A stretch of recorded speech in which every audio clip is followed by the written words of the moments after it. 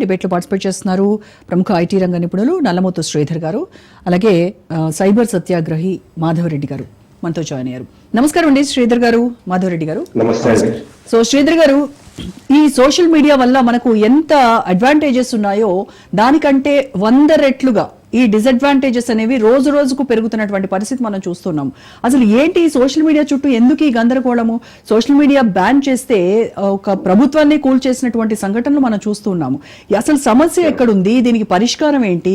ఇక పొలిటిసైజ్ అయిపోయి social media అనేది పాలిటిక్స్ లో కూడా ఒక ప్రధాన భాగం అయిపోయి ఒకళ్ళ మీద ఒకళ్ళు పిచ్చి పిచ్చి కామెంట్స్, తర్వాత మార్ఫ్డ్ వీడియోస్, మార్ఫ్డ్ ఫోటోస్, వీటితో రకరకాల రచ్చ దరిద్రం అంతా కూడా ఆ సోషల్ మీడియాలోనే మనకు కనబడతా ఉంది.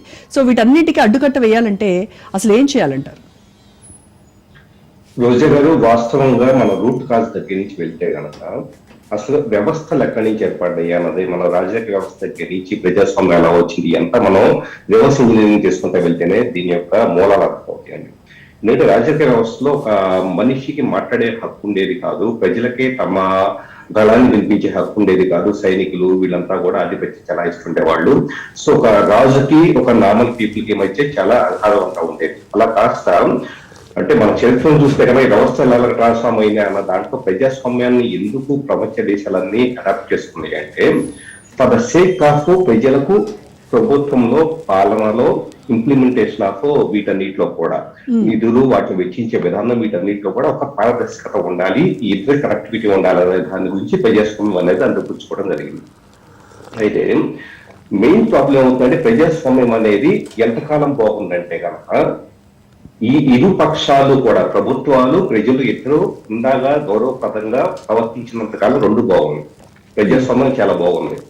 అంటే మనం ఒకప్పుడు ప్రజాస్వామ్యంలో ఏదో చిన్న చిన్న సంఘటనలు తప్పించి వాస్తవంగా పెద్ద సంఘర్షణ ప్రజలకు కానీ ప్రభుత్వాలకు కానీ మొదట్లో అంటే మన స్వతంత్రం వచ్చిన తర్వాత 47 తర్వాత అప్ టు 60-65 దాకా కూడా పెద్ద కాన్ఫ్లిక్ట్ ఉండేది కాదు. సో ఎప్పుడైతే కనుక ప్రభుత్వాలు అంతా అక్కడ ఉండే నాయకులంతా ఎంజాయ్ చేస్తున్నారు, ప్రజలకి ఒక ప్రాపర్ పాలన రావట్లేదని చెప్పేసి వచ్చిన తర్వాత ఒక అసంతృప్తి రావటం, అది కూడా ఏంటంటే మొదట్లో సోషల్ మీడియా రాకముందు కేవలం వార్తాపత్రికలో వీటన్నిటి ద్వారా మాత్రమే ఏం జరుగుతుంది, ఎలాంటి పాలసీస్ వస్తాయి అని చెప్పేసి అనేది తెలుస్తూ ఉండేది. కాబట్టి ప్రజలకు వాళ్ళు కూడా ఏమవుతుందంటే కనుక వ్యవసాయం ఎక్కువగా ఉండేది. వ్యవసాయం ఉన్నప్పుడు ఏమవుతుంది, రోజంతా పొద్దున్నే సాయంత్రం దాకా కష్టపడి వర్క్ చేసుకుంటూ ఉండేవాళ్ళు. కానీ ప్రభుత్వంలో ఏం జరుగుతుంది ఇదంతా కూడా వాళ్ళకి పట్టేది కాదు, కాయ కష్టం చేసుకునేవాళ్ళు. So over the period of time ఏమవుతుందంటే ఎప్పుడైతే 2008 తర్వాత, ఇంకా చెప్పాలంటే అంతకుముందు బ్యాంకింగ్ ఇన్సూరెన్స్ తో అరౌండ్ 80s 90s టైంలో కూడా కొంత లేజర్ టైం అవైలబుల్ అవడం స్టార్ట్ అయింది. సో అప్పట్లో పేపర్లు చదివేవాళ్ళు. మెల్లగా వచ్చేటప్పుడు ఇప్పుడేం జరిగింది, వన్స్ 2000 తర్వాత ఒక పక్క నేను వర్క్ చేసుకుంటాను, ఇంకో పక్క ప్రపంచంలో ఏం జరుగుతుందో దేశంలో ఏం జరుగుతుందో నేను మాట్లాడగలుగుతాను, వినగలుగుతాను, ఎవ్రీథింగ్ జరుగుతుంది. తెలుసుకోవటం వేరు, తెలుసుకోవటం అనేది నిజంగా నిష్పక్షపాతంగా ఉంటే కనుక 100% అది చాలా ఒక మనిషిని మెచ్యూర్డ్గా ఉంచుతుంది. ఇప్పుడు నేనేదో ఆర్టికల్ చదివాను అనుకోండి, చంద్రబాబు గురించో జగన్ గురించో మోడీ గురించి ఒక ఆర్టికల్ చదివాను. అది రాసిన వ్యక్తి కానీ సృష్టించిన వ్యక్తి కానీ సోషల్ మీడియాలో తన లోపల విషయాన్ని నింపుకొని కానీ తనకంటూ ఒక ఐడియాలజీని సృష్టించుకొని కానీ తన లోపల ఉన్న దాన్ని మొత్తాన్ని కూడా తనకుండే రచనా శైలితో ఎలా ఇచ్చేసేసి ఎగ్జిబిట్ చేస్తే కనుక ఏమవుతుంది, over the period of time అదే కంటెంట్ ని సోషల్ మీడియా ప్లాట్ఫామ్స్ యూట్యూబ్ లాంటివి నాకు మళ్ళీ చూపిస్తూ అప్పటిదాకా ఉండే నా భావజాలం మొత్తాన్ని కూడా పూర్తిగా భిన్నంగా తీసుకెళ్ళటం స్టార్ట్ అయింది. అంటే hijacking of the human minds అనేది అక్కడ స్టార్ట్ అయింది. అంటే వ్యక్తి స్వేచ్ఛ, భావ ప్రకటన స్వేచ్ఛ అని చెప్పేసి చెప్పబడేదంతా ఏమైందంటే ఆలోచన శక్తి కలిగిన వాళ్ళు, రాయగలిగిన వాళ్ళు, వీడియోస్ చేయగలిగిన వాళ్ళు, సృష్టించగలిగిన వాళ్ళు దాన్ని ఉపయోగించుకొని ప్రజల మైండ్స్ ని హైజాక్ చేయడం స్టార్ట్ చేస్తున్నారు. సో ఈ ప్రజలు ఏం చేస్తున్నారు, ఈ కంటెంట్ కన్జంప్షన్ మాత్రమే తమ హక్కులాగా, కాబట్టి వాటిని కన్జ్యూమ్ చేసుకుని వీళ్ళకి నచ్చినట్లుగా ఐఎమ్ ఆల్సో ఫాలోయింగ్ దిస్, నేను ఇదే అభిప్రాయాన్ని ఏకీభవిస్తానని చెప్పేసి ఏ వ్యక్తి అయితే కనుక పొల్యూట్ చేశాడో ఆ వ్యక్తిని సమర్థిస్తూ మళ్ళా ఇచ్చేయడం జరుగుతుంది. అంటే తెలియకుండానే మనుషులు హైజాక్ చేయబడుతున్నారు. ప్రపంచ వ్యాప్తంగా ఎలక్షన్స్ జరుగుతున్న విధానం దగ్గర నుంచి సోషల్ మీడియాలో రాజకీయ వ్యవస్థ మొత్తం ఎంత హైజాక్ చేయబడింది అన్నదే ట్విట్టర్, ఎక్స్ లో కానీ వీటన్నిటిలో బాట్స్ క్రియేట్ చేసేసి మనుషుల ఆలోచనలు హైజాక్ చేసేలాగా జరిగిన పరిణామాలు చూస్తే ఈ రోజు కిడ్స్ గా చెప్పబోతున్న ప్రతి ఒక్కళ్ళు కూడా వాళ్ళ సొంత ఆలోచన కలిగారు. సో ప్రతి ఆలోచన చొప్పించబడింది. ప్రతి ఆలోచన కూడా ఎవరో ఒకళ్ళు వాళ్ళ ప్రయోజనాల కోసం ప్రతిరోజు తెల్లారులేసినప్పటి నుంచి ఫార్వర్డెడ్ మెసేజ్ రూపంలో కావచ్చు, ఏదో పద్ధతిలో మనుషుల మనసుల్లోకి నువ్వు ఇలా చెయ్యి, నువ్వు ఈ ప్రభుత్వం మంచిది, లేకపోతే కనుక వీళ్ళు చెడ్డ వ్యక్తి అని చెప్పేసి నింపటం మొదలు పెట్టున్నారు. సో ఇక్కడ భావ ప్రకటన అనే దాన్ని నిజంగా బ్యాలెన్స్డ్ గా వ్యక్తీకరిస్తున్నారా, పొల్యూటే వ్యక్తీకరిస్తున్నారనే విచక్షణ అనేది ప్రజలు కోల్పోయి ఉన్నారు. ఎస్. ఇప్పుడు మనం చూస్తే నేపాల్ ఇష్యూనే కనుక మనం టేకప్ చేస్తే అక్కడ అంటే సరే అక్కడ ఆ దేశంలో ఉండాల్సినటువంటి కొన్ని ఇష్యూస్ ఉన్నాయి.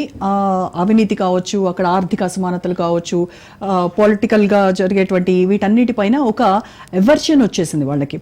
సో దీన్ని ఎలా ఏం చేయాలి అని అంటే సోషల్ మీడియా ద్వారానే వాళ్ళు మీరు చెప్పినట్టుగా ఫార్వర్డ్ చేసుకోవడము, ఒకళ్ళనొకళ్ళు సంఘటితం చేసుకోవడం ఈ రకంగా జరిగింది. సో ఎప్పుడైతే అది బ్యాన్ చేశారో వాళ్ళల్లో ఉన్నటువంటి ఆ కోపము ఉద్రిక్తత రూపంలో బయటకు వచ్చి వాళ్ళంతా లంకా దహనం లాగా మొత్తం దేశాన్ని ఇది చేసి ప్రభుత్వమే కూలిపోయేటువంటి స్థితి వచ్చింది. సో అది మిగతా దేశాలకు కూడా పాకేటువంటి ప్రమాదం ఉందేమో అనేటువంటి భయం కూడా ఇప్పుడు మన భారతదేశంలోనే చాలా మంది వ్యక్తపరుస్తూ ఉన్నారు. సో మీరేం చెప్తారు దానిపైన? ఖచ్చితంగా విజయ్ గారు, ఇప్పుడు ఒకప్పుడు ఇండస్ట్రియలైజేషన్ ఉన్నప్పుడు 60s 70s లో పోరాటం అంటే ఎలా ఉండేవంటే కనుక అప్పట్లో ఇండస్ట్రీస్ ఉండేవి కాబట్టి పోరాటాలు వచ్చేటప్పటికి కార్మిక నేతలు వీళ్ళ మీద ఎవరైతే యజమానుల మీద చేస్తే పోరాటాలు.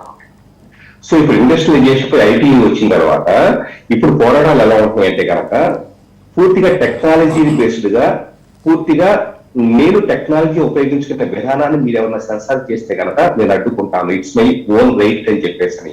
అంటే మనిషి వాక్ స్వతంత్రం అంటే కనుక ఈ రోజు చాలా మందికి అర్థమైన విషయం ఏంటంటే కనుక ఈ సోషల్ మీడియా యూజ్ చేయడం అనేది వాక్ స్వతంత్రంగా భావిస్తున్నారు. తప్పేం లేదు. బట్ ఇక్కడ ఒక విషయం గుర్తుపెట్టుకోవాల్సింది ఏంటంటే సోషల్ మీడియా యూసేజ్ ఎలా పెరిగిందో దాంతో ఈక్వలెంట్ గా వాల్యూస్ ని అర్థం చేసుకోవటము, వాటిని నెక్స్ట్ జనరేషన్ ఫార్వర్డ్ చేయడం జరగలేదు. అంటే తోటి మనిషి గురించి ఒక పోస్ట్ పెట్టేటప్పుడు ఒక మహిళ గురించి కావచ్చు, ఒక పొలిటికల్ పార్టీ గురించి కావచ్చు, ప్రభుత్వ విధానాల గురించి కావచ్చు విమర్శించాల్సి వచ్చినా, ఏ విధంగా అభిప్రాయాన్ని వ్యక్తం చేయాల్సి వచ్చినా కూడా దాన్ని ఎంత సునిశ్చితంగా వ్యక్తం చేయాలి అన్న దాన్ని ఏమాత్రం కూడా ఒక ప్రాథమిక అవగాహన లేకుండా, కోర్ వాల్యూస్ లేకుండా పిల్లల్ని పెంచడం అనేది ఈ రోజు జరిగింది. రకరకాల పేరెంటింగ్ ఇష్యూస్ వల్ల కావచ్చు, రకరకాల సమస్యల వల్ల.